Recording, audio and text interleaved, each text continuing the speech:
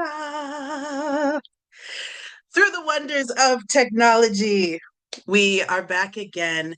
And this afternoon, we are exploring civil conversations in a time when civility seems a precious commodity that we are all seeking. But again, I lift up that there are biological, physiological, social, countless reasons having to do with trauma, body, and brain function, not just folks don't want to be nice anymore. Reasons why conversations can be challenging, why bringing up discussions about diversity, equity, inclusion, belonging may not always go as well as we want them to. How do we bring these conversations to our boards, to our executive teams, to our colleagues? How do we have these conversations when setting up community agreements in groups that we're facilitating or in groups that we are working with as we're seeking to provide services?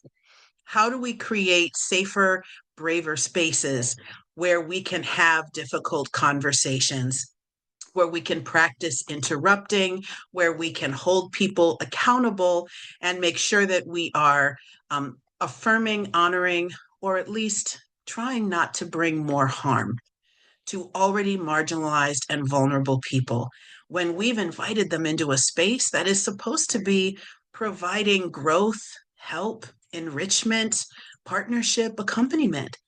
We can't do our work without trust, right?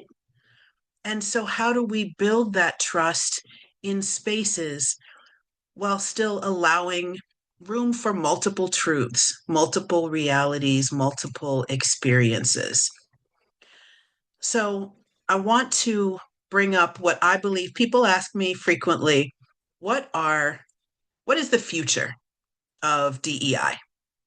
What is the um, what is the next learning curve as we need to do this differently than we have been doing it in recent years? What skill do we need to build next? And without hesitation, I say we need a trauma informed approach.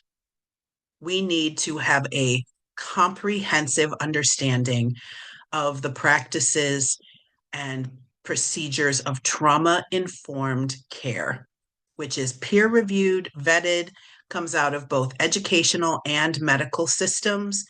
Um, the real heart of trauma informed care, according to the modality that I use, comes from SAMHSA, um, and also from the CDC.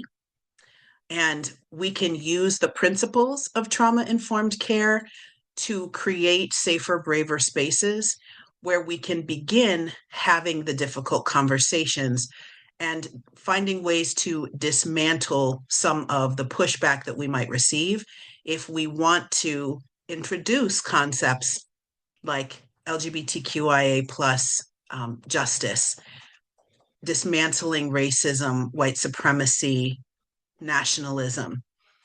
If we want to have helpful conversations around gender justice and inclusion, support for our elders, for people with different abilities, primary languages, or nationalities. So, the principles of trauma informed care actually begin quite simply. And I'll share with you this slide contains the 6 principles of trauma informed care. If we want to create a space where individuals are able to share, where individuals are able to have a mindset that they can receive and that they can bring their fullness of brain function and helpful behavior, environments where people are capable of learning and remembering. This is what we need to do. The first is to provide safety. Now, safety, if you are into psychology, we can take it back to Maslow's hierarchy of needs, right? We need to provide that physical safety on the primary level of just bodily safety, freedom from physical harm. Um, Hungry, angry, lonely, tired, right? If we want to feel safe, let's halt and check the scene to figure out what we need. Halt, you say? Why, yes. When we are hungry, angry, lonely, or tired, we do not feel safe because we do not have access to our full physical capacity. And therefore, we may be more likely to engage in a trauma response, such as fighting, fleeing. And it's not just fight or flight, it is fight, flight, freeze, or fawn. Freezing can look like disengaging, not participating, being unable to access vocabulary, unable to answer questions or explain. It can appear as if someone is not paying attention. It can appear as if someone is disinterested. But what it may be is that they do not feel safe. And so they are having a freeze response because they don't know the right thing to do that will keep them safe or restore them to safety. So they do nothing because at least they're not making it worse. We also have the fawn response. The fawn response is, well, if I cannot get away, I can't easily leave, so I can't flee. I don't have the strength or the power to fight in this situation. Freezing only works if you are left alone, but now I've been called on. Now I've been invited into participation. Fawning is, well, perhaps if I figure out how to give the person that I perceive as having power in this situation what they want, they'll treat me better. Kind of like if the woolly mammoth is attacking you, right? Because this is all located in that primal brain. So we're going to take it back to our cave people days. If the woolly mammoth is charging you, you can't run from it, you can't fight it. You try not to move, but the woolly mammoth still sees you. Well, what if you hold out a treat? Maybe the woolly mammoth will now think you're its friend and it won't attack you because you offered it a snack. What that can look like is people trying to say, oh, you're so wonderful. Can I help you with that? Can I get you something? I'd like to sit next to you. People echoing your own statements back to you instead of giving you their own opinions. If someone, particularly if you have not had the chance to build that level of relationship with you, is very closely echoing either what they think you want to hear or what you have already said, if they resist challenging you, if they resist asking questions and simply nod and practice agreeance even before that level of trust is earned, or even when you are trying to encourage them to ask questions and to challenge, they may be practicing fawning. It may be a fawning response that they simply don't feel safe enough to ask questions or disagree. They're trying to appear the good people in the space. So that fight, flight, freeze, fawn, these four trauma responses of people that do not feel safe, we can disrupt that by something as simple as snacks, so people are not hungry, as doing check ins. So if people are angry, they have a space to be able to share what's going on with them before we dive into the work. We can also try mindfulness moments, right? Those icebreakers where we do a deep breath, where we leave outside what we brought into the space, where we write down the things that we need to put down for now and pick up later.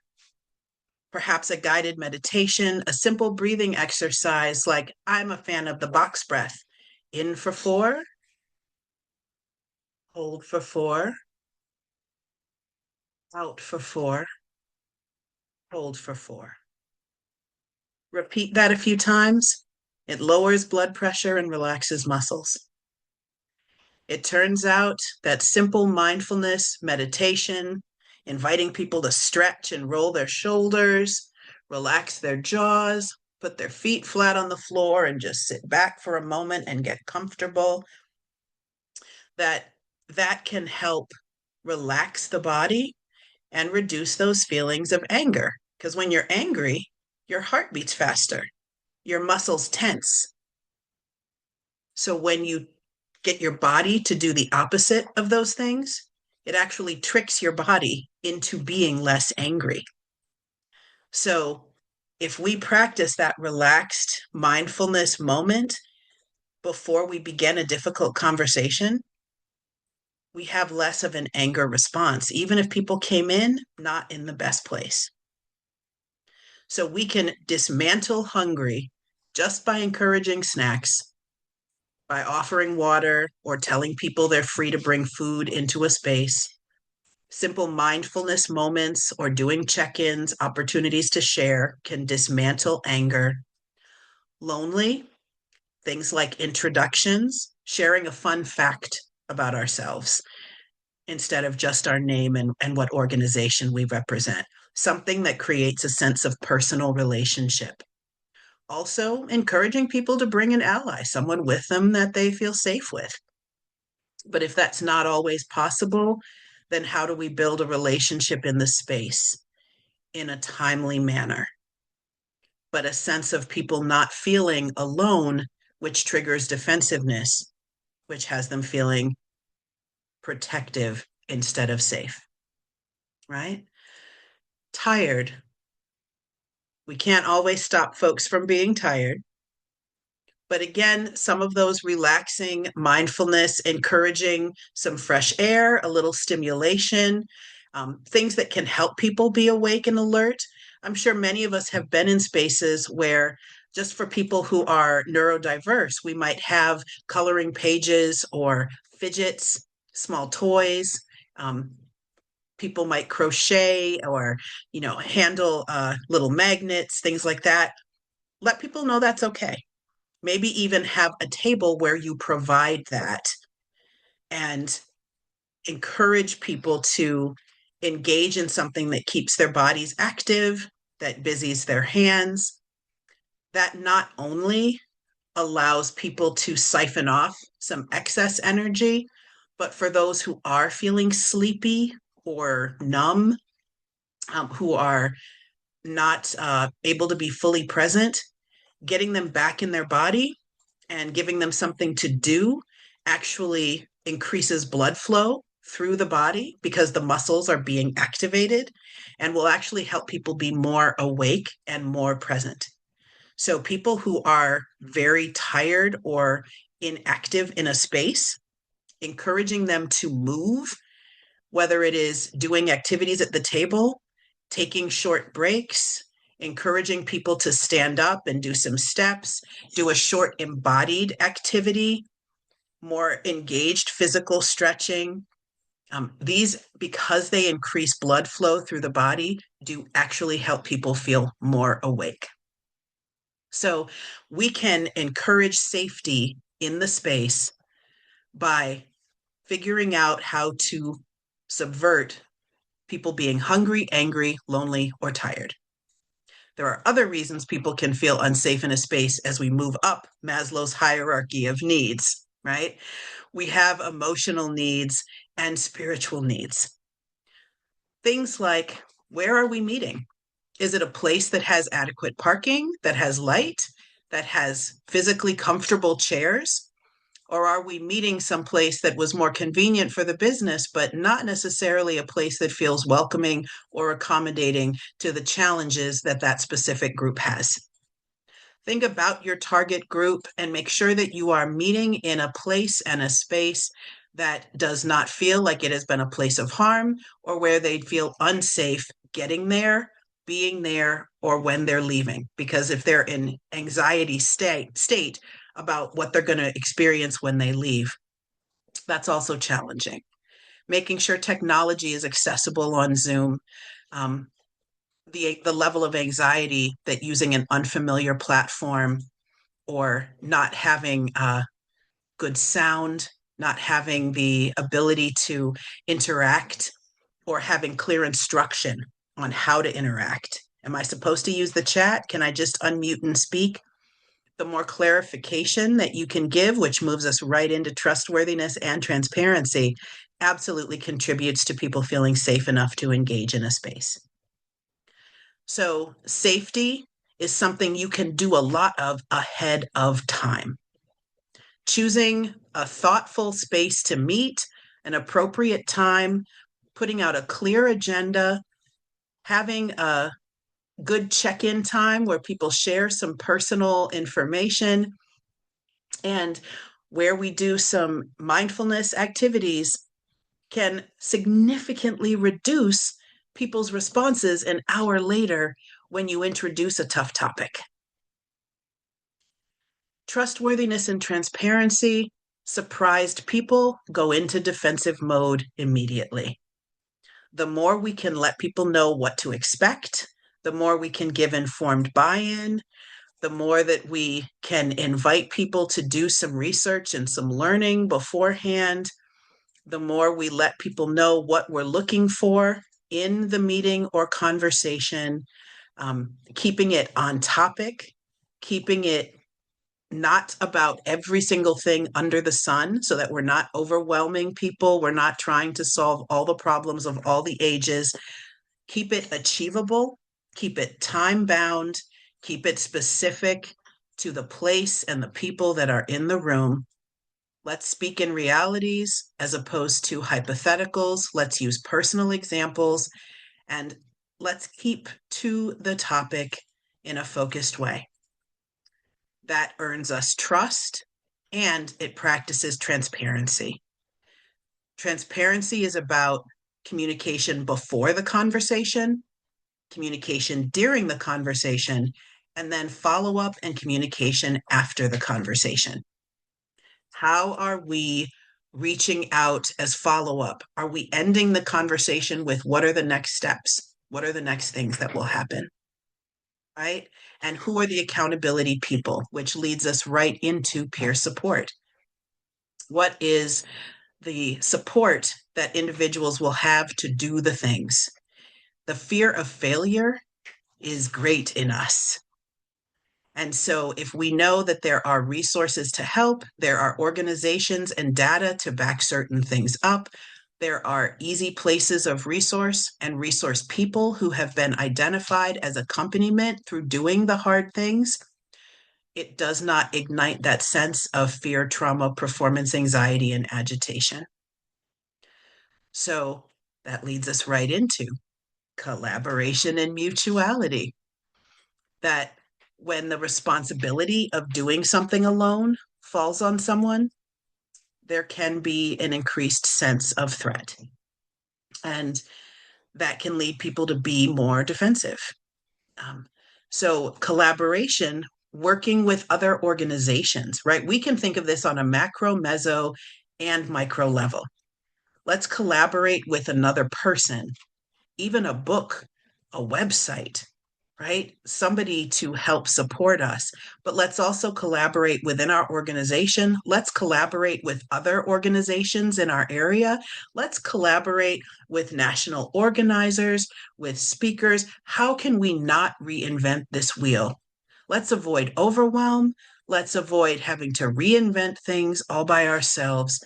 Let's practice this, and let's involve the affected groups, especially if they're marginalized, so that we are not in the savior position. We can also be in the learner position, right? If we are both learners and helpers, we're accompanying, we are journeying together, there's much more likely to be buy-in.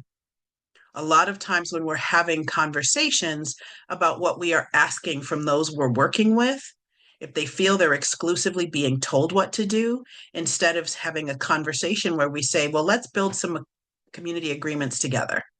Let's design this curriculum together. Let's figure out what the topics are that have meaning. If there's a sense of buy-in, if people get to be experts as well as students, they respond very differently. Whereas if there's already the immediate defensiveness of being told what to do, there is a very much less receptivity to how they're going to receive the information, which leads us right into empowerment, voice, and choice. It is vital in a trauma informed space, and we'll learn more about that in nonviolent communication and restorative justice. That, especially with marginalized people who have experienced less a sense of empowerment, voice, and choice in their own lives and their own participation, um, the more we can give people the ability to make even small seeming choices. Um, Choice and option.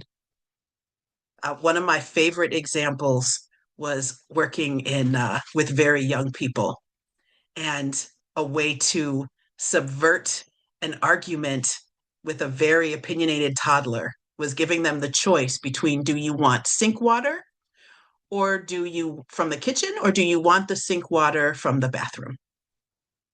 And the toddler was still going to drink water. They did not get soda or juice, but by being able to choose where the water came from, instead of having a full scale temper tantrum, it was sink water from the kitchen.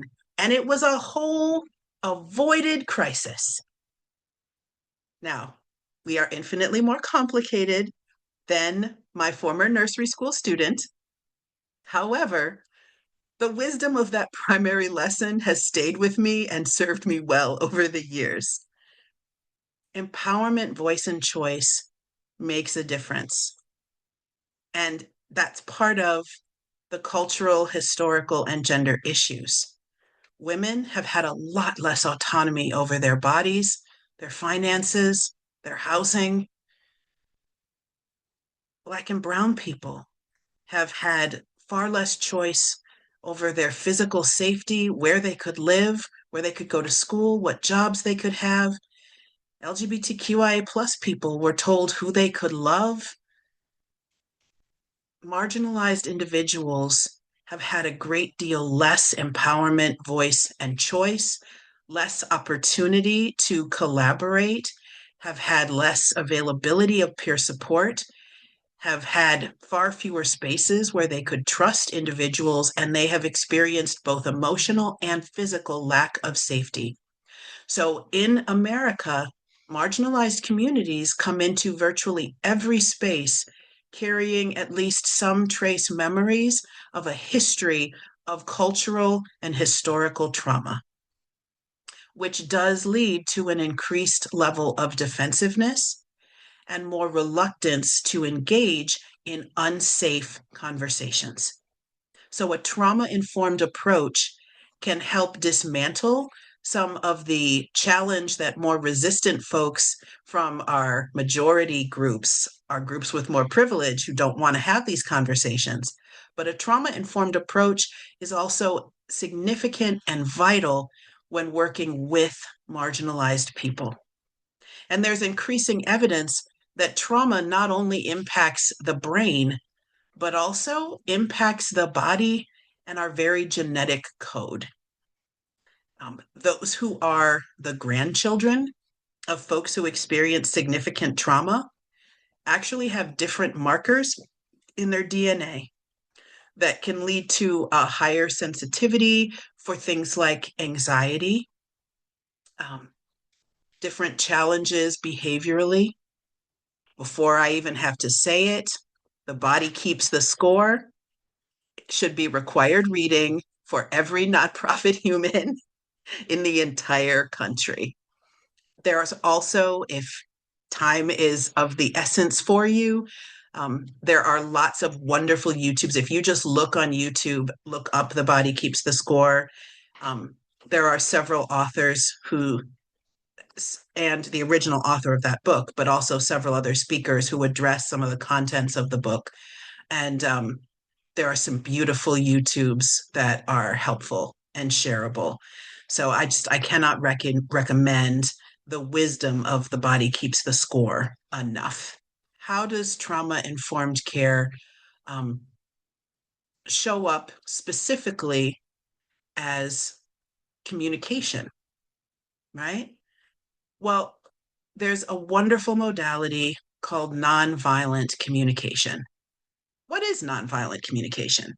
Well, NVC is considered a way of being in the world that has the purpose of individuals connecting, where everyone's needs can be met through natural forms of care and natural relationships being built, right? That and there are some very specific purposes of nonviolent communication. And I'm going to share my screen again here. That nonviolent communication is a style of dialogue and interaction that embodies the attitudes of self connection, connecting with ourself, being in a place of compassion, truth, clarity, and peace, as well as honest expression, being able to express ourselves vulnerably without criticism or blame. And the focus is being able to say, this is how I feel, and this is what I need and want. We don't have to make demands and tell people how to behave, but we can, without guilt or manipulation, be able to clearly and honestly express this is what I need and want in the space so that we can work mutually to build safer, braver, healthier spaces. And then we are also hopefully able to embody an empathic presence, being able to listen to others with a quiet mind that isn't putting all kinds of things on them, but instead being able to just meet them where they are. That self empathy is helpful in dismantling the anxiety that comes from not wanting to make a mistake, recognizing that we will fail occasionally. And we don't need to become angry or unable to listen. We can simply have a learning or a growth mindset and give ourselves empathy and compassion for not having all the answers, but a continued willingness to learn. The means of influence are how we attempt to influence others using these particular things here, right? If we have self connection, honest expression, empathic presence, and self empathy, those can become means of influence where by modeling the behavior, we can invite others into it as opposed to making demands and telling them how they need to be, how they need to act, how they need to speak and respond. Now, we all have social media accounts of some type or form. Tell me this isn't the opposite of social media conversation, right? How often do we see people, even marginalized people, saying, well, you should be ashamed. This is how you should act. This is how you should behave. And how many people have had their minds changed by being yelled at? Almost none. But a sense of relationship and invitation actually brings people in ways that can change the way people are expressing. So the five main elements of nonviolent communication are consciousness, thought, language, communication, and use of power. These are five questions that instead of telling other folks what to do, we actually ask ourselves before we speak. Am I being honest and vulnerable? Am I listening with empathy? Am I valuing what needs other folks have? Am I committed to seeking a solution that can meet the needs of the person who seems like they're fighting me? What's the compromise where both of us have our needs met? And for that, I need to actually know what their needs are. What am I thinking? Are my own biases in the way here? Am I judging? Do I have my own prejudice, my own beliefs about what this person is like? Well, if you vote that way, clearly this is why, and this is what you're like. Are we focused on the actual behavior, or are we focused more on bias, prejudice, and beliefs about how an individual must be because they're showing this behavior or have this belief? Are we bringing in anger and resentment that isn't actually about what's happening in the conversation or the room, but because of some of our own beliefs about why that behavior might be presenting, because that might not be true. Are we using helpful language based on the desired or needed behaviors, or are we using criticism, blame, generalization, assumption, attacking language? Are we communicating using the right words, but our body language, our tone, our gestures, right? Body language. Think about this line, this chest line right here. Gestures above your chest are perceived as threatening. Because if you strike out, you're going to reach the vital and vulnerable organs or the face of the individual. So if you are especially within striking distance of an individual, their brain is going to interpret gestures in this area as threatening or attacking and will provoke an anxious or defensive response. Keeping gestures low is a great way to dismantle that threatening or minimizing gestures. The same thing is, are we moving towards people or are we leaning back and allowing some space between us? Is the volume of our voice rising or increasing in speed, which is making it harder to understand and harder to process? So, encouraging ourselves and others by simply asking, I absolutely want to hear what you're saying, but could you just slow down a bit? It's taking me a moment to process it. When that person slows down their tone, or it's just a little bit loud, it's harder for me to focus. Can you say that again, but perhaps a little bit quieter this time? I really want to pay attention and not miss what you're saying. When that person lowers their volume, their behavior changing actually tricks their brain into less aggressive feelings. So, encouraging lower volume, softer gestures and body language, reduced speed, encouraging distance, that can actually reduce not only the threat that a marginalized person is feeling, but also the level of anger or agitation that the speaker is feeling.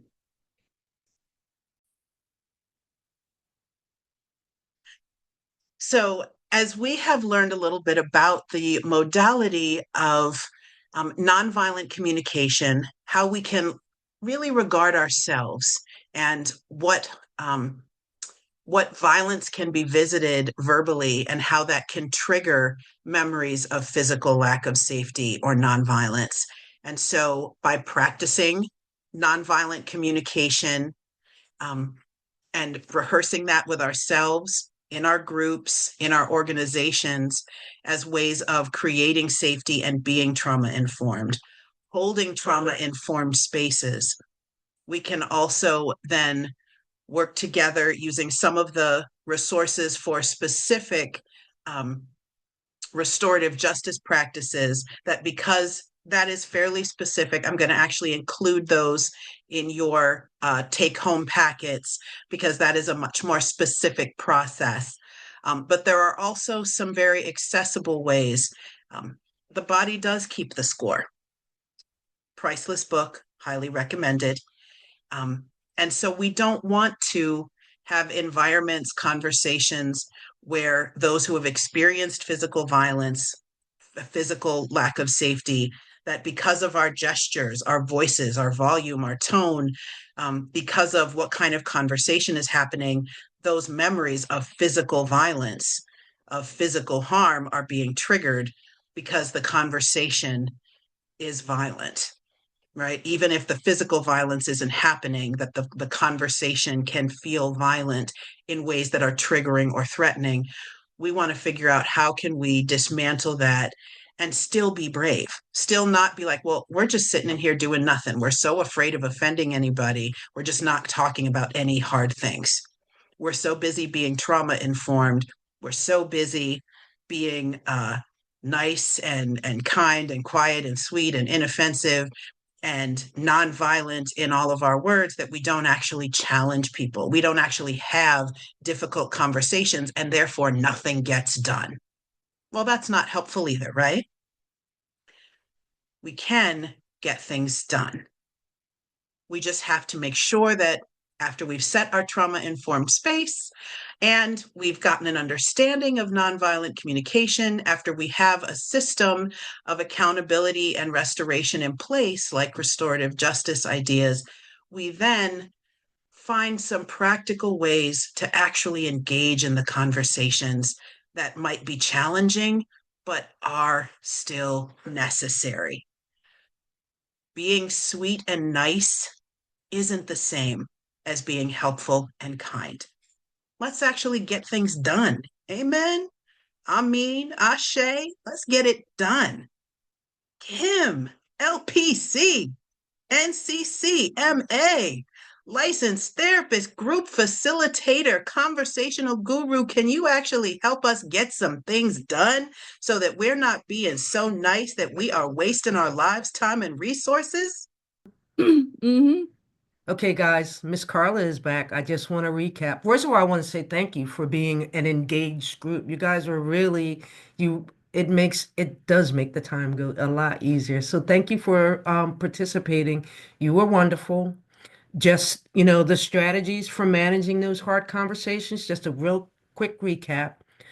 Listen. Sometimes you listen, active listening, like paraphrasing and mirroring emotions, but also like the curiosity, asking open-ended questions to see if you can gather a different perspective that may help you develop some empathy.